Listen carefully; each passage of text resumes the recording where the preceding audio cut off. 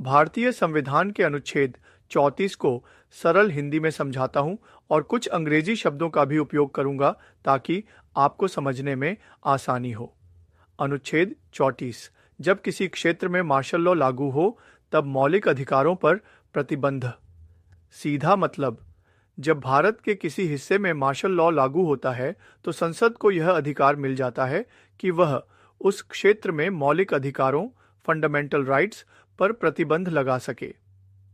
थोड़ा और विस्तार से, मार्शल लॉ यह एक विशेष स्थिति होती है जब किसी क्षेत्र में कानून व्यवस्था पूरी तरह से बिगड़ जाती है और सामान्य प्रशासन काम नहीं कर पाता।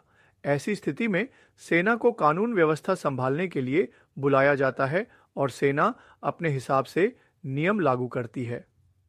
मौलिक अधिकार फंडामेंटल राइट्स, ये वे अधिकार हैं जो भारत के हर नागरिक को संविधान द्वारा दिए गए हैं, जैसे कि बोलने की आज़ादी, समानता का अधिकार आदि।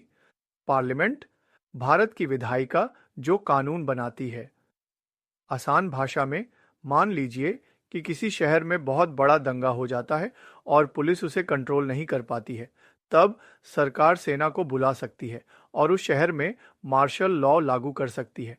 जब मार्शल लॉ लागू होता है तो संसद यह तय कर सकती है कि उस शहर में लोगों के कुछ मौलिक अधिकार, जैसे कि घूमने फिरने की आज़ादी या सभा करने की आज़ादी, कुछ समय के लिए रोके जा सकते हैं।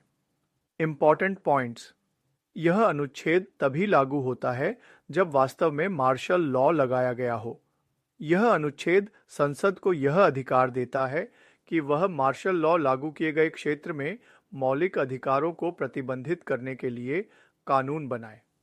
यह मौलिक अधिकारों पर एक अस्थायी प्रतिबंध है और जैसे ही मार्शल लॉ हटाया जाता है, मौलिक अधिकार फिर से लागू हो जाते हैं। मुझे उम्मीद है कि यह आपको अनुच्छेद 34 को समझने में मदद करेगा।